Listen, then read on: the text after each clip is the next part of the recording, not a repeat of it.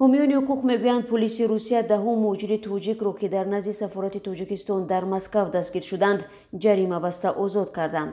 ҳомиёни ҳуқуқ аз созмони маркази тоҷикон дар Маскав рӯзи 3 апрел ба радиоозодӣ гуфтанд, ин муҳоҷирон барои риоят накардани тартиботи ҷамъиятӣ ва риоят накардани қоидаҳои иқомат дар Русия ҷазо гирифтанд.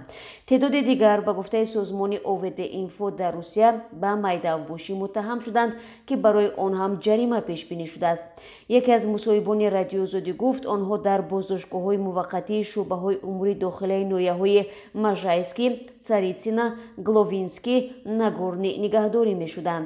ба қавли ҳамсӯҳбати мо, аз ҳисоби тақрибан 200 нафаре ки рӯзи ҷумъа 2 апрел боздошт шуданд, аксариятро 5000 рубли ҷарима баста озод карданд.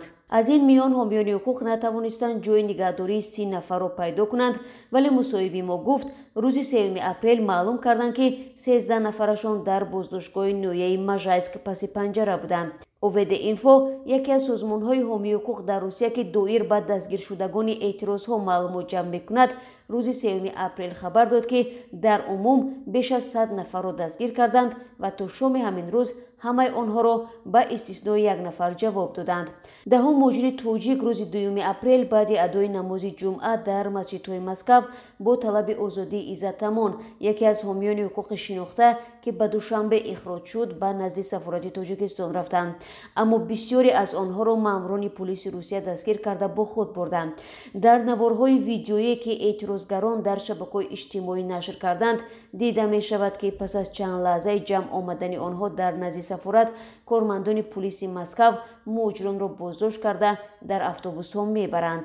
дар сафорати Тоҷикистон ба радиои озодӣ гуфтанд, азбаски муҳоҷирони тоҷик бидуни иҷозат дар назди намояндагии дипломатии кишвар ҷамъ омаданд, полиси Русия ки масъулияти муҳофизат ва таъмини амнияти сафоратро дорад, онҳоро дастгир кардааст.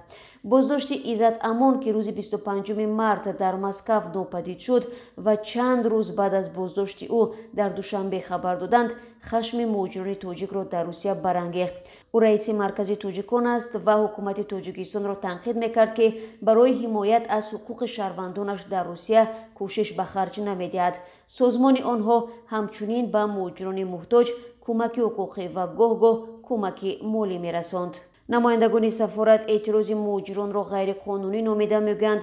онҳое ки фирефтаи даъват ба эътироз шуданд, барои вайрон кардани қонун ҷазо мегиранд ва аз хоки Русия ихроҷ мешаванд. дар Русия бино ба умурҳои ғайрирасмӣ беш аз 1 миллион нафар аз муҳоҷирони тоҷик кору иқомат мекунанд.